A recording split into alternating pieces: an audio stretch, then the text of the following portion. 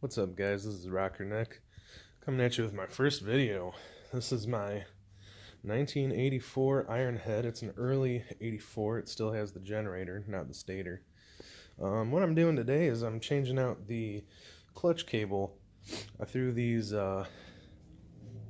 big old handlebars on her, and I had to get a longer clutch cable, so I'm changing that. And I've noticed I can't really find a video for changing out a clutch cable.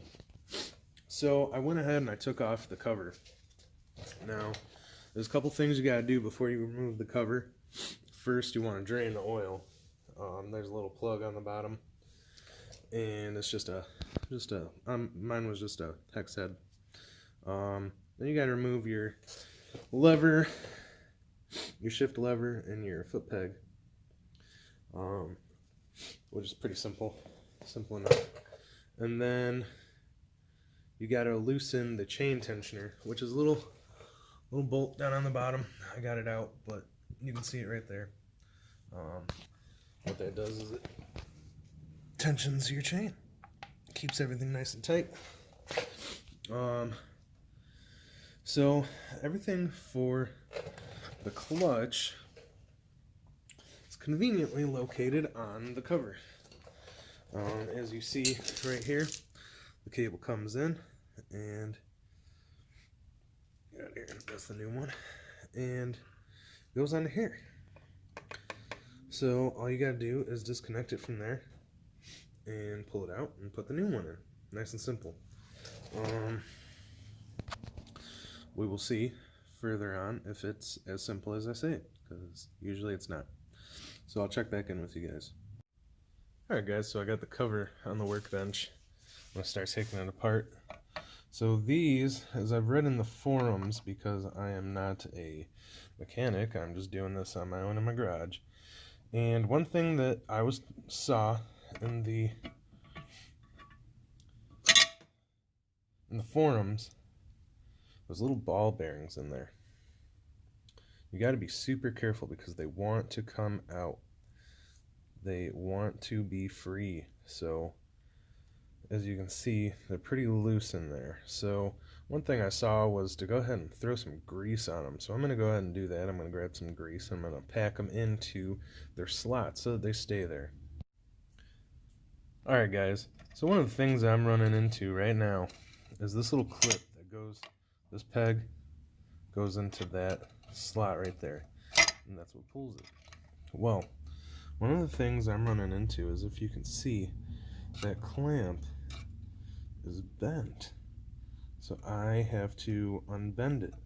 I don't want to cut that cable, because if I ever run into an issue and I need to put my old handlebars back on, I don't want to just throw out this cable. It's a perfectly good cable. Now, I don't know if someone did this as a safety measure so that they just wouldn't even have to worry about it, because this bike by no means is untouched. There's a lot of stuff that was done to it before I got my hands on it. Now, I'm trying to make this bike my own, put my little touch on it, but I gotta take care of some of the things that were done before that I don't exactly agree with the way that they were done. So, this is one of them. So, I'll be back with you guys. Alright guys, so I got this off. I just had to hold this end with some pliers while I went ahead and threw a pair of screwdrivers in there. I pried it open just a little bit. It's still nice and snug, so you know, I'm not worried about it coming out or anything like that, but it worked. So now to loosen up this and pull this whole cable out. Alright guys, so it looks like this is not the right cable. I did not think there would be that long of cable inside of the case compared to this, which is maybe 3 inches, compared to this, which is about 6 inches, I would say. I'll double it. So there's the issue, and that really sucks. So looks like old Ironhead here is gonna be sitting for a little bit longer.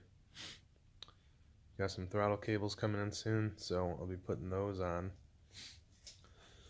Had a lot of issues finding long cables for this S&S Super E. I had a B on there, an S&S Super B, which for those that don't know is a drag racing carburetor that S&S made, which is way unnecessary for a little ironhead Sportster. So got that new Super E on there. It actually runs pretty good, so I don't know. I'm gonna have to figure something out. So I'll be going to the local parts shop and trying to see what I can find.